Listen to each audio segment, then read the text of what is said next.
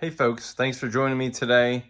Today we're just going to concentrate on one aspect, and that is building these coilovers. Okay, so we're going to take these, put these on them, and then use the Dobinson hardware. And the reason why we have new hardware here, and I'll show you, and by the way, this is Australian, which I guess Dobinson maybe is an Australian company, and maybe I just didn't know that or something, I don't know. But these are what this stuff looks like. It comes with all the information, and it even comes with directions on how to do it. So we're going to look at that, make sure that we're following the instructions, because I am no mechanic for sure, but I can get around the garage a little bit. This is why we have those and why we have these. Even though in my last video, if you saw it, it was talking about not using the old man emus with 5100 Bilsteins, but we're going to do that anyways. These things look, well, just like kind of like crap. I mean, these are all rusted. I don't know how old these are, but they're pretty nasty. I broke off one right there. This nut would not come off. In fact, I broke off the holding part of it, you know, like this part of it that you're able to slide something on there to hold it. So, okay, part two. So we're going to assemble these, and we can look at to see how these are done, and see how close these are to each other. And when I say that is, they do look like they're paired. So with the eyelet sticking straight up, we want to see where the position of the end of the spring is. And it does look like it mimics one side to the other. Now, hopefully that is the case and somebody doesn't, you know, shout at me after I post the video and after I have these things all, you know, built and stuff. But to the, you know, naked eye, they're like that. However, if you look at this down here, you can tell that there's a particular offset to having that lined up. It doesn't quite line up on that, and then this doesn't maybe quite line up on the opposite end.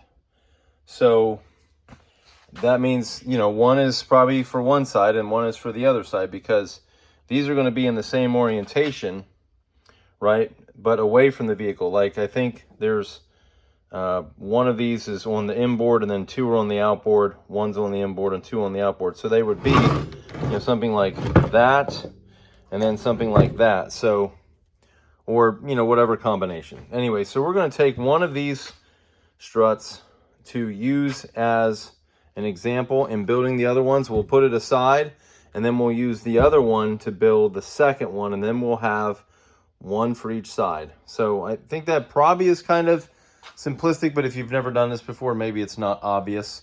So I'm going to try to set this up, and we're probably going to do a lot of fast forwarding because it's probably just going to take me forever to do this.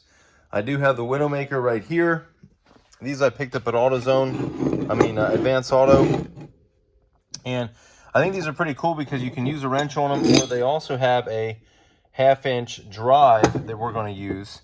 And if you want to be real specific about this, you can use a manual 1/2-inch drive. We're going to use a power tool, and with a manual you can probably count your turns better, so you might, you know, be able to not compress one side of the spring too much versus the other one. So you want to compress them pretty evenly as you're compressing them. They do refer to these as Widowmakers because I guess just people, I don't know, I should probably YouTube that and see some, you know, spring compressor failures and stuff. But anyways, you can hurt yourself pretty bad, I guess, if that happens. So we're going to avoid that altogether. This is not going to be one of those videos.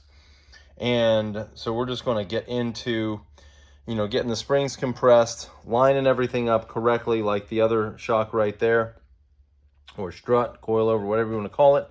And we're going to get going.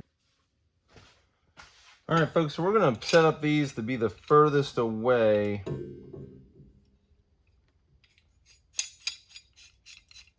Which is probably right there.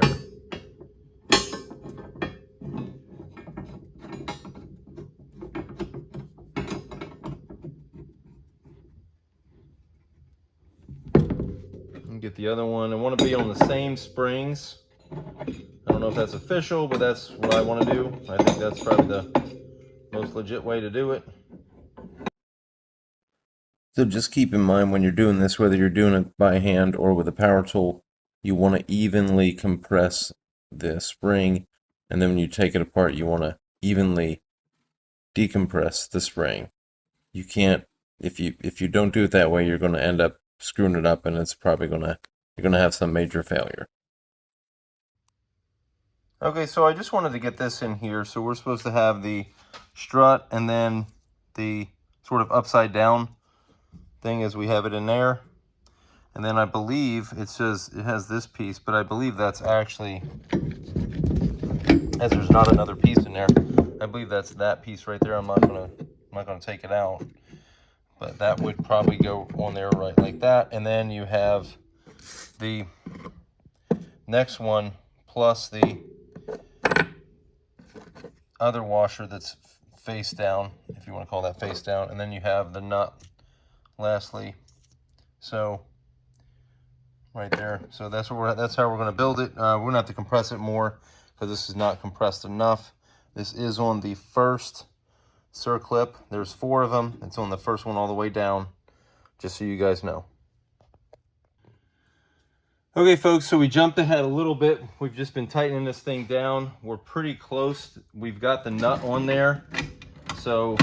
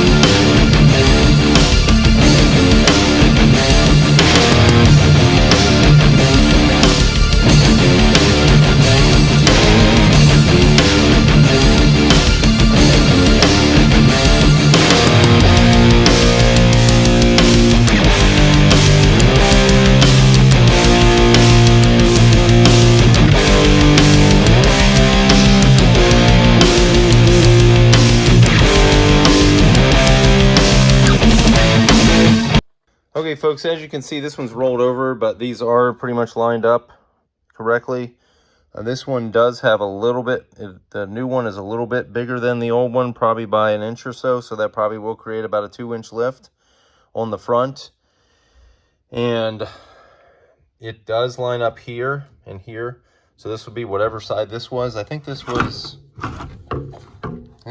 the passenger side, if I'm not mistaken. And so this will go passenger, which is good because this is the first one we need to do. I'm not sure I'll get to the other one tonight. We'll see about that. But that pretty much wraps it up. This thing does compress quite a bit right here. You do get the nut on, good distance with plenty of threads left over. You do have that. Once you have to hold that down, it does get significantly tighter very quickly. And I think that's because the rubber is starting to compress there. And it looked like it was loose over here, but by the time it gets done, it is really compressed. So now, from what I understand, this will be a stiffer ride with the Bilsteins and the Old Man Emus, but they are on the first circlip, so we're not doing anything different there.